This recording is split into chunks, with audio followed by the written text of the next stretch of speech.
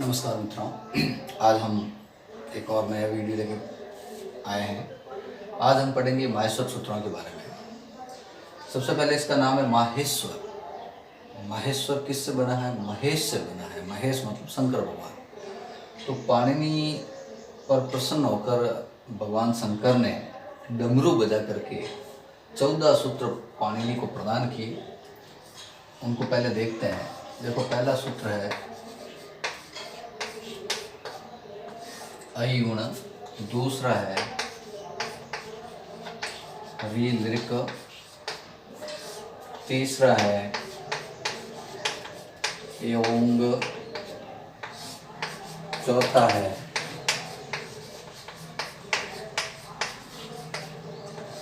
आई ouch, पांचवा है वरट, छठा है लण, सातवा है यमड़ अणनम, आठवा जब है नमा गढ़ दस, दसवा जब गढ़ दस, 11वां खप छटथ चटतौ, 12वां कपाय, 13वां शस, 14वां हल। ये 14 सूत्र महर्षि पाणिनि को भगवान शंकर के द्वारा प्राप्त हुए। अब इन 14 सूत्रों में देखिए, सबसे पहले यहाँ से लगाकर अ ई उ, री री ए ओ आई औ, ये जो पीछे लिखे हुए आ रहे हैं, ये हलंत है। इसमें स्वर नहीं मिला हुआ है। इसे हम इत संज्ञक कहते हैं। ये जितने भी पीछे आए हैं 14, इनको हम कहेंगे इत संज्ञक। इनका काम है केवल इन सूत्रों से प्रत्याहार का निर्माण करना। अब देखिए, ये जो पीछे आए हैं इत संज्ञक आए, इनमें कोई भी वर्ण जो है, देखो जो भी इत संज्ञक है, देखो या अणा आया, या क आया, अड़ आया, च आया, इनमें से केवल एक ऐसा जो 2 बार आया, ये अणा। यहाँ देखिए, और यहाँ भी देखिए, ये एक अण, एक ऐसा इत संज्ञक है जो इन माहेश्वर सूत्रों में 2 बार आया है। पहली बात, इसको विशेष ध्यान दें, अण जो है माहेश्वर सूत्रों में 2 बार आया है इत संज्ञक के रूप में। आगे देखिए, ये केवल लिखने के काम आते हैं, इनका कहीं प्रयोग नहीं होता। ये केवल एक प्रत्याहार निर्माण में काम आएंगे, अभी हम आपको बताएंगे। अभी यहाँ से देखिए, अ ई उ री ली ए ओ आई औ, यहाँ तक स्वर है, उसके बाद में ह आ जाता है। तो स्वर से संबंधित कितने माहेश्वर सूत्र हैं हम लिखेंगे? 1 2 3 4, 4। ठीक है, स्वर से संबंधित कितने माहेश्वर सूत्र हैं हम लिखेंगे 4। फिर व्यंजन से संबंधित कितने माहेश्वर सूत्र? देखो, ह से लगाकर ये सब व्यंजन, इनको छोड़ देना इत संज्ञक को, बाकी सब क्या आ रहे हैं? व्यंजन आ रहे हैं। तो व्यंजनों से संबंधित कितने माहेश्वर सूत्र हैं? 10। स्वरों से संबंधित कितने माहेश्वर सूत्र हैं? 4। व्यंजनों से संबंधित कितने माहेश्वर सूत्र हैं? 10। अब देखिए, 1 2 3 4 5 6 7 8 9, स्वर कितने आ रहे हैं? 9 ही आ रहे हैं। तो जब भी ये प्रश्न पूछा जाए स्वर कितने होते हैं, तब अपने को क्या लिखना है? स्वर 9 होते हैं। ये यहाँ से स्वर 9 होते हैं, इसको विशेष ध्यान दें। अब व्यंजन देखते हैं। देखो, 1 2 3 4 5 और 5 10 11 12 13 14 15 16 17 18 19 20 21 22 23 24 25 26 27 28 29 30 31 32 33 और 34। और हमने व्यंजन कितने पढ़े थे जब वर्णमाला पढ़ी थी? हमने पढ़े थे संस्कृत वर्णमाला में 33 व्यंजन होते हैं। यहाँ कितने आ रहे हैं? 34। इसका मतलब कोई ऐसा है जो डबल बार आ रहा है, तो यहाँ ध्यान दें, यहाँ ह लिखा है, यही ह वापस यहाँ पर भी आ रहा है। तो ऐसा कौन सा वर्ण है जिसका 2 बार, ऐसा कौन सा वर्ण है या ऐसा कौन सा व्यंजन है जिसका माहेश्वर सूत्र में 2 बार प्रयोग किया गया है, तो आपको लिखना है ह वर्ण। ठीक है, तो 2 प्रश्न हो गए इसका। एक तो अणा वाला, कौन सा ऐसा एक संज्ञक है जो 2 बार प्रयोग में आता है माहेश्वर सूत्रों में, अणा लिखना है। और कौन सा ऐसा वर्ण है जो 2 बार आया है माहेश्वर सूत्र में, व्यंजन है, वर्ण है, तो उसको लिखना है ह वर्ण है जो 2 बार आया है।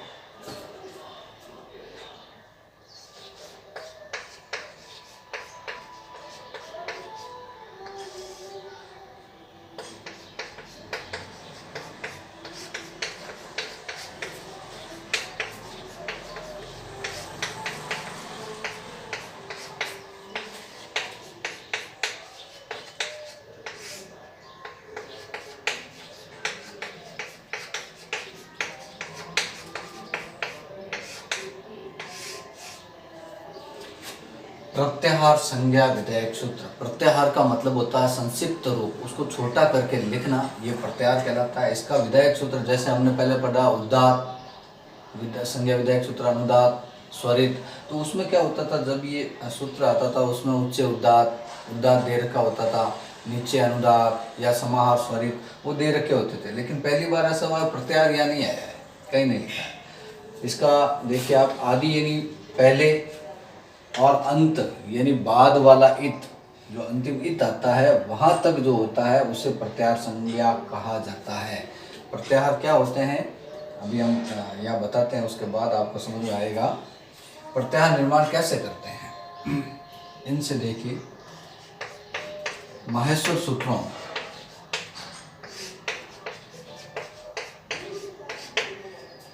के अंतिम जो वर्ण होता है उसकी इत संज्ञा होती है।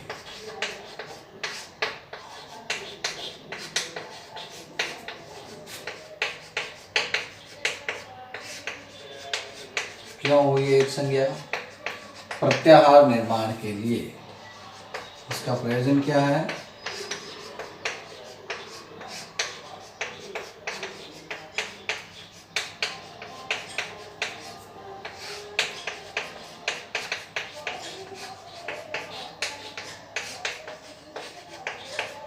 इसका प्रयोजन है प्रत्याहारों का निर्माण। अब देखिए, ये 14 सूत्र महर्षि पाणिनि को प्राप्त तो हुए। इन 14 सूत्रों के द्वारा उन्होंने 3978 और कहीं कहीं लिखा है 3995 सूत्र बनाए, मतलब बड़ा व्याकरण ग्रंथ बनाया। अब ये जब प्राप्त हुए तो कैसे प्राप्त हुए? ये एक सूत्र आता है, ये एक श्लोक आता है, नृतावसानो नटराज राजो निनादम।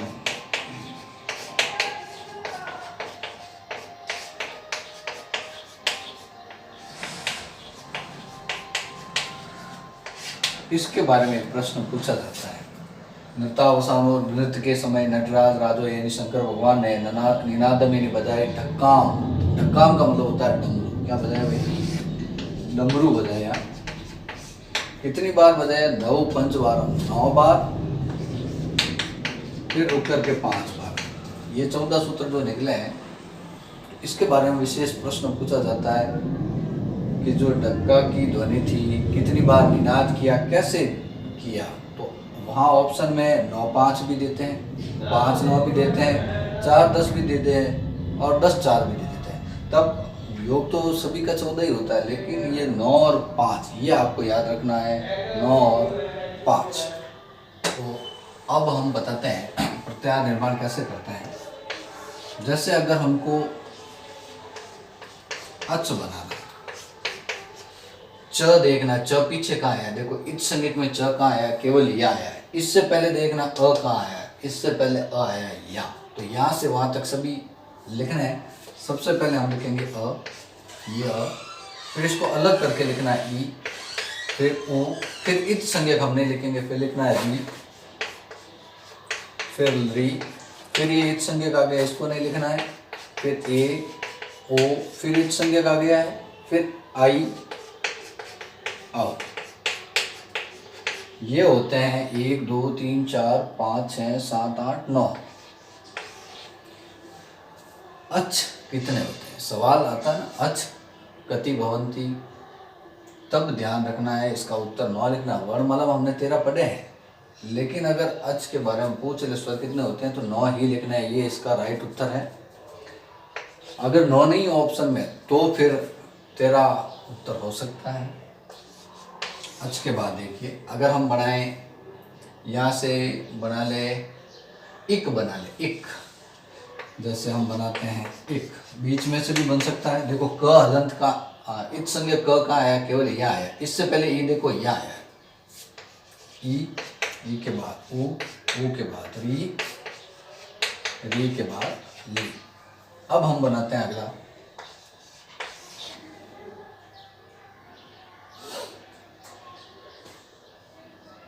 एक बना दिया, यहां से बनाते हैं एंग,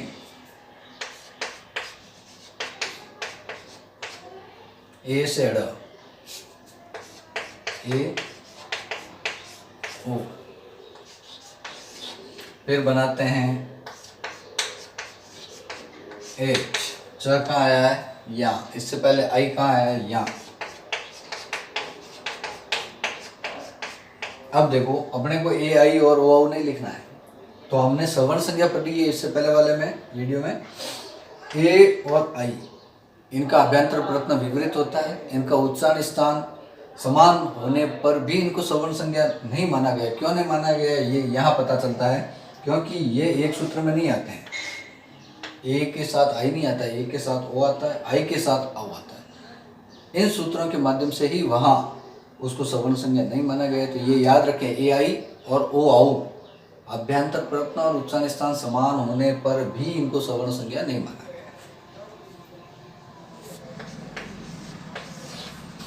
अब देखिए, अब हम बनाते हैं एच, च से पहले ए का आया, च से पहले ए यहाँ आया, क्या क्या बनेगा, ए ओ आई औ। छठा, छठा बनाते हैं हम अन, लेकिन अना दो जगह आया, इस संज्ञा गणा यहाँ भी आया यहाँ भी आया। इससे पहले भी लें तो अ कहाँ आया, अ यहीं पे आया, तो अ से अना तक लिखना है। तो इसके दो तरीके से बनेंगे, अ ई उ, एक तो ये बन गया अना तक आ गया। अगर दूसरा हम बनाए तो लिखना यही से है, अ ई उ री री ए ओ आई आओ, वहां तक हो गया। उसके बाद में यहाँ ह य व र, इस संज्ञा के फिर ल और ये आ गया अणा। अब इनको ध्यान रखना, जब व्यंजन आ जाते थे इनको अपने को क्या कर देना है, हलंत कर देना है। तो अण प्रत्याहार ऐसा प्रत्याहार है जो कितनी बार बनता है, दो तरीके से बनता है, दो बार बना सकते हैं इसको। इसके बाद देखिए यण प्रत्याहार, तो अणा दो जगह आया, एक जगह दो जगह। इससे पहले यह है नहीं, इससे पहले यह है, तो यह से बनाते हैं य व र और ल। इनको हम व्यंजन है इसलिए इनको क्या कर देंगे, हलंत। अब देखिए ये भी हमने वर्णमाला में पढ़ा था, य व र ल सही क्रम होता है, ये यहाँ से होता है मैसों सूत्रों के द्वारा। इनको और क्या कह सकते हैं हम, अंतःस्थ भी कह सकते हैं।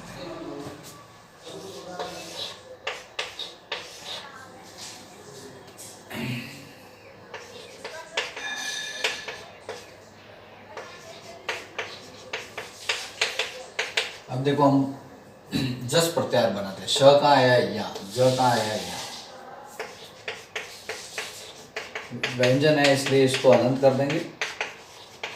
अब इसको और क्या कह सकते हैं, देखो ये क का तीसरा अक्षर है, क ख ग, ये च की लाइन का ये तीसरा अक्षर है, ये ट की लाइन का तीसरा, ये त की लाइन का तीसरा और ये प की लाइन का तीसरा।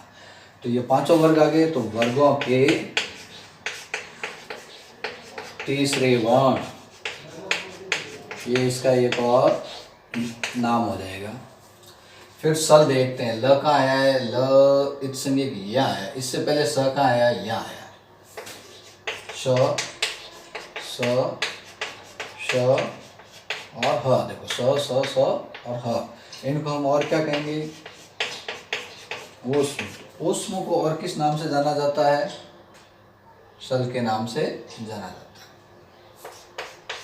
अगर हम बनाए खर, तो र का आया, र यहाँ आया। इससे पहले ख देख रहा है, इससे पहले ख देखो यहाँ आया है। तो इस सूत्र से लेते हैं, व्यंजन है, इसको हम हलन कर देते हैं। च, त और व नहीं लिखना है, फिर क प, फिर यह नहीं लिखना है, स श।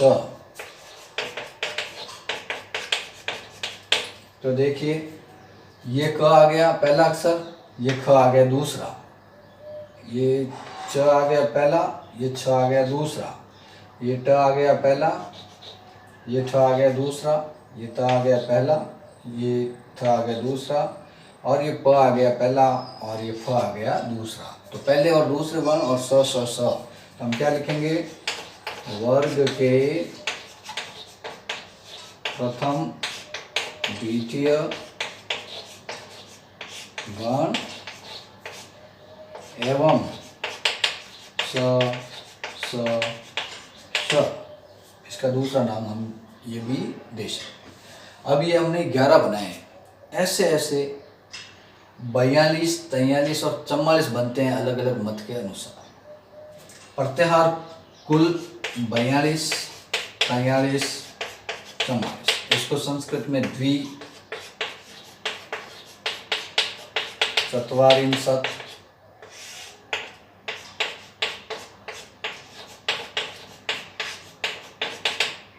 त्रिचत्वारिंशत्,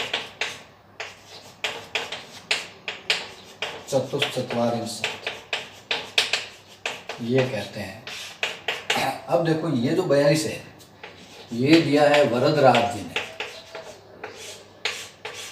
तो कभी भी यह आए प्रत्याहारों की कुल संख्या कितनी है, जैसे हमने अभी 11 बनाए हैं, वैसे वैसे कितने बनते हैं? 42 बनते हैं। किनके अनुसार? वरदराज के अनुसार। तो ये उत्तर ही राइट है, इसको ही सही करना है। 43 किसने बताए हैं? भट्टोजी दीक्षित ने। अगर ये विशेष नाम आ जाए तो आप 43 भी लिख सकते हैं, और अन्य मत के अनुसार 44 भी होते हैं। अगर 42 नहीं हो ऑप्शन में, तो भट्टोजी दीक्षित का नाम आए तो 43 करना है, और किसी का नाम नहीं है और 42 भी नहीं आए तो अपने को कितने करना है? 44 करना है। इसके बाद देखिए, इसके बाद एक और प्रश्न पूछा जा सकता है कि ऐसा कौन सा संज्ञक है जिसके सर्वाधिक प्रत्याहार बनते हैं? हमने पढ़ लिया 42, 43, 44 बनते हैं, लेकिन सर्वाधिक किसके बनते हैं? तो सर्वाधिक देखिए हमने लिखा है स जिसके पीछे आता है, जैसे अस, हस, बस, जस, जस, बस, ये 6 प्रत्याहार बनाता है स इत संज्ञक। और वैसे ही ल इत संज्ञक जो है वो भी 6 प्रत्याहार बनाता है। तो आपको तो केवल स और ल याद रखना है, इनसे 6 प्रत्याहार